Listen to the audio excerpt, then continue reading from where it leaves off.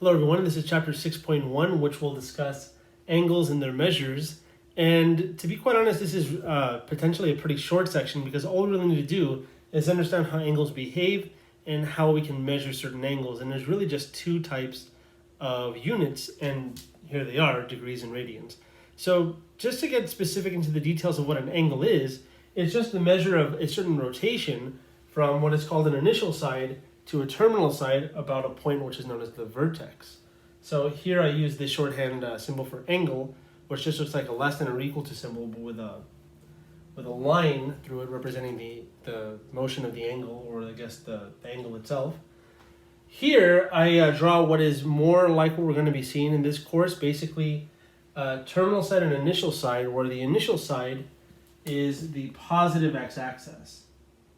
So the positive x-axis here is going to be the standard initial side.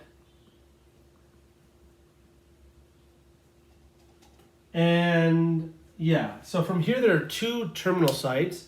Here, this terminal side will represent a positive angle going in the counterclockwise motion from the positive x-axis.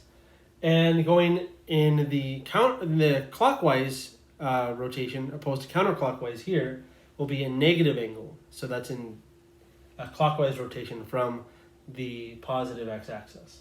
And here I'm using theta as a symbol for, well, representing the angle. So theta is just a very common kind of traditional letter that's used for angles. It's a Greek letter, theta, and I even spelled it out there. But that's all I wanted to say there. Now degrees, very often we use degrees in everyday life, really. And it's a very practical an intuitive way of describing the measurement of an angle, where 360 degrees represents one full rotation, 180 would then be half rotation, 90 would be a quarter of a rotation, and so on. So what 1 degree would represent is 1 over 360 of one full rotation. And then multiplying that by, let's say, 30 will give you 30 over 360 of a rotation, or I guess that would be 1/12 of full rotation. But there are different ways of thinking about it, but I just want us to know that very often we'll think of degrees as the more intuitive one, where radians would be the more mathematical one that we want to understand, but we're lost in translation often between degrees because we're just so used to it. So here, what does radians mean? Well, 1 radian is the distance traveled on a circle that is equal to the radius of the circle. When the radius is 1, though, the distance traveled on the circle would actually be equal to the angle in radians. We'll see more on that in the next screen where I'll show you a picture where we can compare the two. But that's really what it is that you imagine a circle, and in traveling a distance equal to the radius would be 1 radian, and that angle would be measured by that amount. So however many radiuses it is. But if the radius is 1, then that distance would legitimately represent the angle in that unit radians. And one full rotation, of course, would be equal to 2 pi radians, since the circumference of a circle is 2 pi times the amount of times the radius. So it's 2 pi many radius, or radii, however you want to think about it, to complete one full rotation. So one full rotation would then be 2 pi radians. So here RAD is short for radians. And now we're going to take a look at that picture I was talking about. So let's see that. All right, so this is the unit circle, and honestly I never want to draw this again, but usually there are sheets of unit circles, and in fact I give one for this course. But you can find a sheet of a unit circle and just kind of compare. Use it as practice to get used to what I'm about to write. So remember what I said, that in degrees, 0 degrees is the same as 360 degrees. So this equality really means coterminal, meaning that they have the same terminal line. So here, this is, remember, the positive x-axis is our standard initial side, and then the terminal side, well, would be wherever we stop our angle at. And here I've actually drawn a few terminal sides for us. But if we do one full rotation, then we land back at this same terminal side, so that's 360 degrees. That's what we defined it as. So half of that rotation would be here, 180. Half of that would be 90, and then half of that would be 45. And you can keep halving, but this actually doesn't represent half of that. It represents something else that I'll discuss shortly. But notice now we know 90 degrees is just this right angle.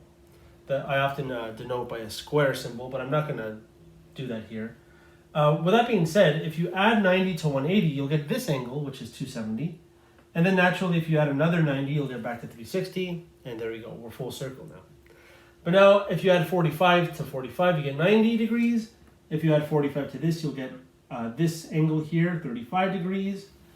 If you add 45 to that, you get 180. If you add 45 to 180, you get 225. And then again, 45 here gives you that one, and 45 to this will give you 315. So these are all of the multiples of 45, basically, in one full rotation. By the way, you can keep going, but then you get, well, coterminal versions of these. So if you added 45 to this, you get 360 again. But if you add 45 to that, you would get 405, which is coterminal to 45, as it turns out. So I'm not going to write those, but just know that if you have a really, really, really, really large angle number, you can subtract multiples of 360 until you get something in one rotation. Similarly, if it's negative, you can just add multiples of 360 to that until you get a positive number that's in between 0 and 360. So just as an example, this is the same as negative 45 degrees. Okay. Now I'll fill in the other ones. So this is meant, even though it doesn't really look like it too much, this is meant to be 30 degrees and this is meant to be 60 degrees. So basically I'm adding 30 each time. 30 to 30 is 60. 60 added to 30 is 90. 90 added to 30, this is meant to be 120. Even though, again, the scaling's a little off. That's what it's meant to look like, what it's meant to be, not necessarily look like. Adding 30 to this will give you 150. Adding that to 150 will be 180. Then 210. Then 240. Then 300. And then finally 330. And there we go. These are the only special angles we're going to be looking at. But we could honestly talk about other angles in between. These are just the special ones we'll be discussing a lot in this class. In this section, we're going to go beyond this a little bit just to understand the translation between degrees and radians. And with that being said, it's a good transition for us to convert these into radians just based on what I showed you earlier. So here, if you just don't travel anything on the unit circle and the distance is 0, then radians would be 0. So in blue, I'm going to write the amount in radians. And with that being said, very often the RAD isn't really written too much, to be quite honest.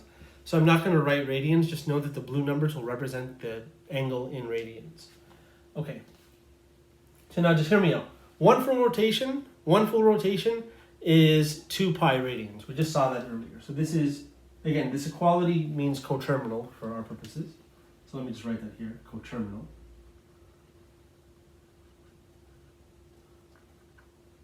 Okay, good. And that's the same as 2 pi because it's one full rotation. Much like how we developed the other red numbers, we are going to, we're going to half this a bunch of times and then go from there. So if you half 2 pi, you'll get half a rotation, which is pi radians. If you half that, you get half a pi, which is pi over 2. So I don't really have too much space, but let me try my best to write it here. That's pi over 2. Hope that comes out okay. It's kind of small. If we add pi over 2 to pi, we get 3 pi over 2, which is down here. If we half 3 pi over 2, we'll get 45 degrees in radians, which is half of pi over 2, which is pi over 4. If you add pi over 4 to pi over 2, you get 3 pi over 4. So let me write that here, 3 pi over 4. If you add pi over 4 to this, you get 5 pi over 4. If you add pi over 4 to this, well, if you multiply top and bottom by 2, let's see, this is going to be 6 over 4 plus 1 over 4 is 7 pi over 4. And then if you add pi over 4 to that, you get 8 pi over 4, which is 2. So radians will often kind of remind us of fractions in some sense, because you'll always get a fraction multiple of pi. And it's not a bad idea to kind of look back at fraction arithmetic to try to get used to adding fractions together, because it comes in handy here.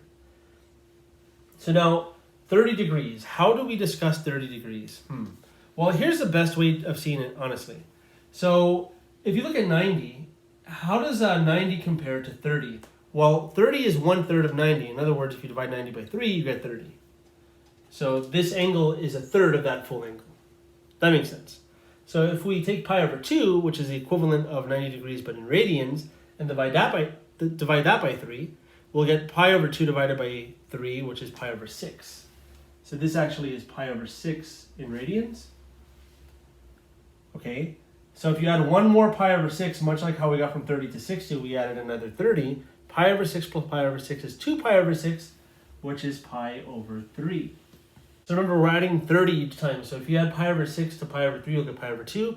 If you add pi over 6 to pi over 2, you'll get 2 pi over 3. So just to show that 1 over 2 plus 1 over 6, you multiply this top and bottom by 3, you end up getting 3 plus 1 is 4 over 6, which indeed reduces to 2 over 3.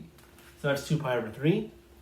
The rest I won't really justify mathematically, but you can verify that by adding the fractions together. But here we get 5 pi over 6. This is going to be 7 pi over 6. This will be, let's see, that's going to be 4 pi over 3. This one here is going to be 5 pi over 3. And then finally we get, I guess it would be 11 pi over 6.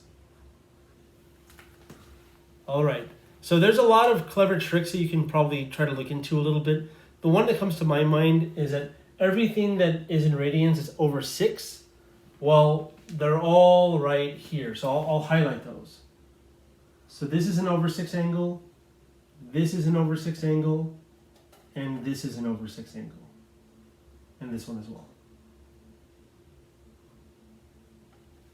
There we go. And if you want to find out what their values are, well, it's pretty easy. You just count by 1 over 6s. So 1 over 6, 2 over 6, 3 over 6. So 1 over 6 is pi over 6, 2 pi over 6 is pi over 3, 3 pi over 6 is pi over 2, so they reduce. So the ones that reduces are not the over 6 ones in actuality, they may be over 2 or over 3. And the over 4s are just on their own, really. Again, it's something you can look into a little bit, but I'm not going to talk about that too much. What I'm going to talk about actually is probably the most important thing in this section, is the relationship between radians and degrees. And the biggest one, honestly, is this. So this is our conversion. So there are 3 ways I'm going to write this. I'm first going to write 180 degrees is equal to pi radians. Okay, this is equivalent to, if you divide by this to both sides, you get 180 degrees over pi radians is equal to 1. And this is, of course, equivalent to, if you divide it by 180 instead, or just reciprocate this equality, you get the reciprocal pi radians over 180 degrees is equal to 1. So you can use whichever of these you want, depending on the situation, but let me just kind of label them accordingly. So you would multiply by 1, which does nothing to a number, when you want to convert from, well, either degrees to radians or vice versa. Here you'll convert from radians to degrees because this divides by the radian unit and introduces now the degree unit. So here this goes from radians to degrees. Opposed to over here, this goes from degrees to radians. And this one, this is another way you can do it, but here it kind of depends. Like, for instance, let's say we had, pi over 3. Well, if you remember that pi is the same as pi radians, that is the same as 180 degrees, you can think, oh, what's 180 divided by 3? It's just 60 degrees, so there you go. So it's 60 degrees. So in reality, this could be used to convert between, I guess, radians to degrees, or you can use vice versa, but it's better to just use these two. So let's take a look at some examples of that right now. All right, so now for these examples, we want to convert between degrees and radians, so I have a mix of these. I've also included this image because I forgot to label the quadrants in the previous picture we saw for the unit circle. So just remember that this is quadrant 1, quadrant 2, quadrant 3, and quadrant 4. Again, starting where they're all positive, all points in this quadrant are positive, and then continuing in the counterclockwise fashion. So just to remind us that counterclockwise is the way to go when we consider angles. That's the standard we're going to be using anyways.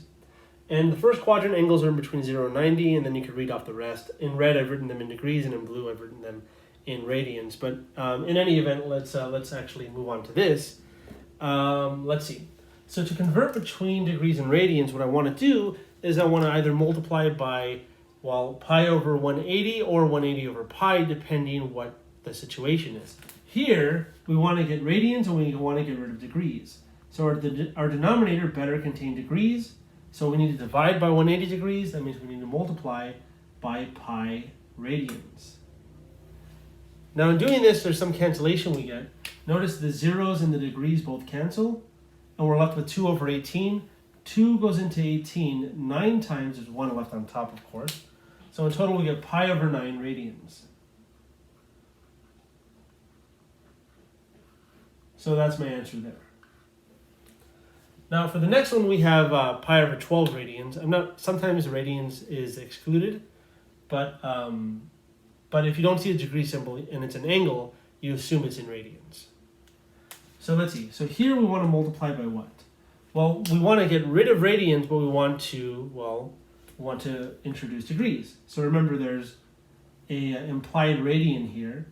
We're going to multiply by, well, we want to divide by radians, so the denominator better have radians.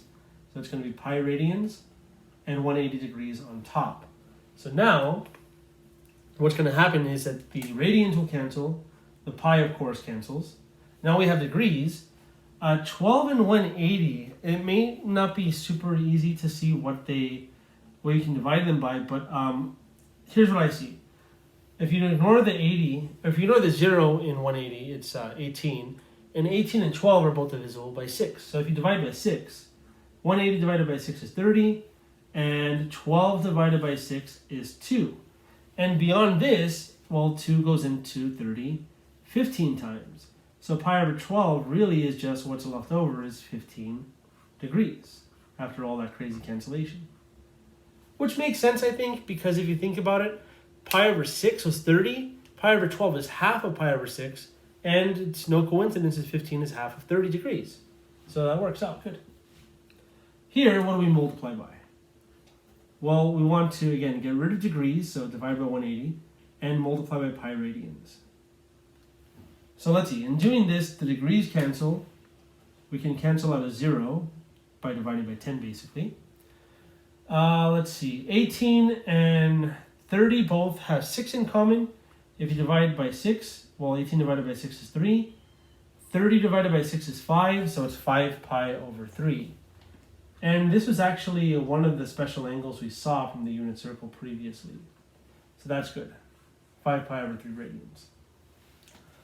All right, so now for this last one, I kind of threw us off a little bit because this angle, of course, is a negative angle, and we're asked to, of course, write our answer within one full rotation, so in between 0 and 360. Now, if you don't recall this interval notation, the bracket just means you can include 0, but the open parenthesis means that you cannot include 360, because since they're equal, we're going to go for one and not the other. So here, the first thing I'm going to do is I'm going to convert this in degrees from radians, and then we'll take care of the negative part, because that, I think, is probably the part that kind of throws us off at first.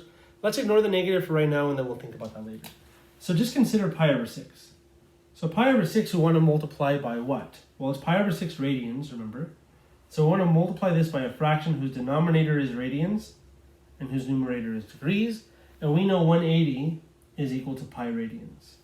So there we go. So now, let me just show the cancellation in a different color here. Pi's cancel, radians cancel. Well, you can divide, let's see. So 6 goes into 18 3 times, so 6 goes into 180, 3 with a 0 times, so 30 times. There we go. So what we have left over really is just 30 degrees. So what we found out from this is that negative pi over 6 radians is actually equal to negative 30 degrees. And remember what I said, when you have a number that's too small, when it's negative, you can just add a multiple of 360 to it until you get a number in between 0 and 360. And in this case, adding 1 360 is enough. If you add 1 360 to this, so let me just say this is coterminal to negative 30 degrees plus 360 degrees. Adding 360 to an angle doesn't affect its location on the terminal side. It will still be in that same terminal side, actually. So here we just get 360 minus 30, which is indeed 330 degrees. Awesome. So if you actually go back and compare to the unit circle that I've written previously, if you go down 360 degrees in the clockwise rotation, it's equivalent to going 330 degrees in a counterclockwise rotation. You land on the same terminal side. Now we're going to be taking a look at some particular applications of what we've just discussed. All right, so now we describe this section of a circle as a sector. So let's imagine that, again, this is the center of the circle, and we have the radius r. So the sector of the circle with angle theta, which is measured in radians, of course, and arc length s. So s is just the distance traveled on this sector. In other words, it's just a portion of the full circumference of the circle. The following formulas are true. So we have the arc length formula and the area formula for the sector.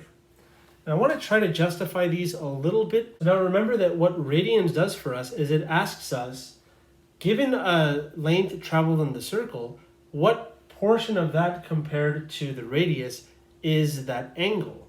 In other words, our angle theta in radians is the quotient s over r. It's basically just dividing s by however many radius you're traveling. So remember that if s was the radius itself, r, then theta would be 1 radian because we'd be traveling the distance of 1 radius on the circle. Similarly, if s was 2r, then theta would be 2 because we're traveling 2 versions of the radius, or I guess 2 times the radius. So theta is really asking, s is what times r? So theta would then be s divided by r. So it's something to think about, but it's really just the definition of what the angle in radians is. Now with that being said, if you multiply both sides of this by r, you legitimately just get this formula right away. This one's a little more tricky, to be quite honest, but it's not too bad. Basically what you need to do is kind of compare to what happens in a full circle. So if you just think of a full circle, let's say a0, that's pi r squared. Now in this case, what is the angle on a full rotation of one full circle? It's 2 pi. So really, this is the same as 2, well, let me write it like this, 1/2 times 2 pi times the radius squared. So I'm just rewriting this pi as 1/2 times its angle 2 pi. So it's no coincidence that this is the angle, much like the angle is, well, here, 1/2 that angle in radians times r squared. So really, this matches the form for what I've written here. And in fact, if you were to take the area of half a circle, you would just half the area of a circle. So notice it would just be half of this, and therefore its angle would be pi, because it'd be 1/2 times pi, and pi is 180 degrees, so it's half a rotation of the circle. So basically an area of a sector is just whatever portion of the angle is from the full circle. And you just end up getting this basically. Anyways, enough with the explanations. I have too much fun with the explanations of it. But let's move on to the examples here. So here I asked to find S, the arc length, and here we're being asked to find the area of this sector. So now the biggest thing is that our angles have to be in radians. I cannot say that enough. In order to apply these, theta must be in radians. So the first thing I'm going to do is I'm going to convert the angles into radians. And we know from previous calculation that 30 degrees is the same as pi over 6 radians. So now all we have to do is multiply, according to the formula anyways, the angle in radians, which is pi over 6, by the radius of the sector, which in this case is 20, and that's it. The only thing though is that since the measurement of this length is in inches, well, the result of arc length will be also in inches. There's some cancellation. You can divide by 2 top and bottom.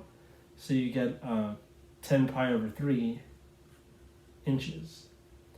And if you want to approximate that into a decimal number, you can. I'm just going to leave it like that though. Anyways, for this one, very similar idea. Now we actually know what 135 degrees is. It's a special angle. Notice 135 is 3 times 45. 45 is half of 90, which is, well, I guess a quarter of 180. 180 is pi, so it's pi over 4. But this is 3 times that, so this is 3 pi over 4. I'm doing this kind of too much in my head, but if you go back to the unit circle image I gave you this calculation, so that's not too bad. So now what we need to do, now that we have this in radians now we can legitimately apply the formula for the area of a sector. So the radius is 16, so all we need to do is say that the area is 1/2 times the angle, 3 pi over 4, times 16, but squared. Technically, since it's 16 centimeters squared, that actually works because the area we'll be getting will be in the units squared as far as units go. So the units will be centimeters squared in this case. All right, let's see. There's a lot of cancellation going on, but let me just do my best to write it bit by bit. So we got 3 pi over 8 times, I'm going to write 16 times 16 centimeters squared. 16 times 16, by the way, is 256, but it's easier to write it like this for cancellation purposes. Notice 8 goes into 16 twice. Now all we have left in the top is 2 times 3 pi times 16. Now I know, of course, 2 times 16 is 32. 32 times 3 is 96. So in total, we'll get that the area is 96 pi centimeters squared. And I'll box that. And again, if you want to approximate that, knowing that pi is 3.14159, or whatever you approximate it to be, or you could just use your calculator, of course, it'll give you a decimal approximation. What's funny is that that's the first time I mentioned the approximation of pi in this section. In fact, we won't really be needing that at all in this class. We kind of just use pi figuratively when in fact it actually does have a value. By the way, if you don't know, pi represents the ratio between the diameter of a circle and its circumference. And that's really the definition that Greeks posed back in ancient Greek times when math was kind of, I don't want to say new because it wasn't super new back then, but it was definitely at a kind of pivotal point in time, if you will. But I think that's a good place to stop for 6.1. I'll see you in the next video for 6.2. Thanks for watching.